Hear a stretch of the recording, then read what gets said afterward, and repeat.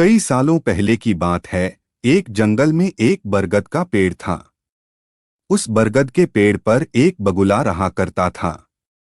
उसी पेड़ के नीचे एक बिल में एक सांप भी रहता था। वह सांप बड़ा ही दुष्ट था।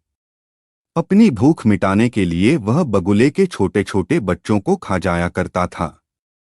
इस बात से बेचारा बगुला बहुत परेशान था। एक दिन की बात है। सांप की हरकतों से परेशान होकर बगुला नदी के किनारे जाकर बैठ गया। बैठे बैठे अचानक उसकी आंखों में आंसू आ गए।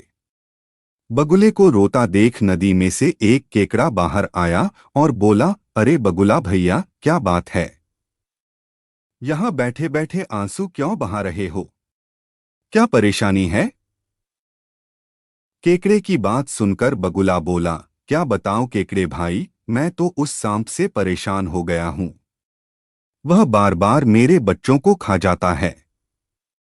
घोंसला चाहे जितना भी ऊपर बनाऊं, वह ऊपर चढ़ ही जाता है। अब तो उसके कारण दाना पानी लेने के लिए घर से कहीं जाना भी मुश्किल हो गया है। तुम ही कोई उपाय बताओ। बगुले की बात सुनकर केकड़े ने सोचा कि बगुला भी तो अपना पेट भरने के लिए उसके परिवार वालों और दोस्तों को खा जाता है।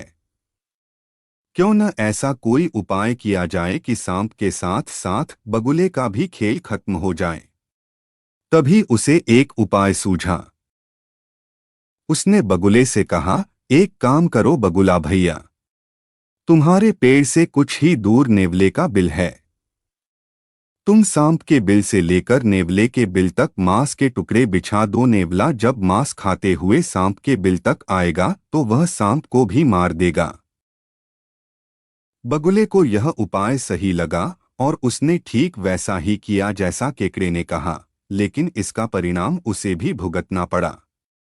मांस के टुकड़े खाते खाते जब नेवला पेड़ के पास आया तो उसने सांप के साथ बगुले को भी अपना शिकार बना लिया।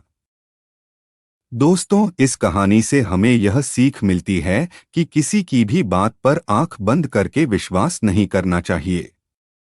साथ ही उसके परिणाम और दुष्परिणाम के बारे में भी सोच लेना चाहिए। ऐसे ही रोचक कहानियों के लिए मेरे YouTube पेज कहानियां बाई अंशुल को कृपया सब्सक्राइब करें।